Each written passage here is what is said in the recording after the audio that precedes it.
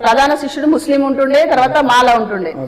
వీళ్ళే ఆయన ప్రధాన శిష్యులుగా ఉంటుండే వీరబ్రహ్మం. ఆయన కూడా ఆయన ఇన్స్పిరేషన్ కూడా బసవేశ్వరుడే. మన వేమన దగ్గరికి వచ్చేసరికి అతను రాసిన పద్యంలో కూడా మనకు ఈయన యొక్క ప్రభావం కనిపిస్తుంది మనకు. మాలవాణి నంటి మరీ నీట మునిగితే కాటికి ఏగినప్పుడు కాల్చుమాల అప్పుడంటని అంటూ ఇప్పుడు ఎట్లొచ్చనో విశ్వదాభిరామ వినురవేమ అని మనం వేమన శతకం చదువుకుంటాం కదా. ఇతను రాసినటువంటి అంటే ఇప్పుడు మాలలను ముట్టుకుంటే స్నానం చేయాలనేది ఇంతకు ముందు ఉంటుండే మనకు. అలాంటిది మరి నువ్వు చనిపోయినప్పుడు నేను కాల్ చేసేది మాలోళ్ళే. అట్లాంటిది అప్పుడు లేని నీకు కులం అనేది ఇప్పుడు ఎక్కడి నుంచి వచ్చిందని చెప్పి మనకి వేమన శతకం చదువుకుంటాం. అది ఫస్ట్ కుల వ్యవస్థ అనేటువంటి ప్రశ్నించింది మన బసవేశ్వరుడు.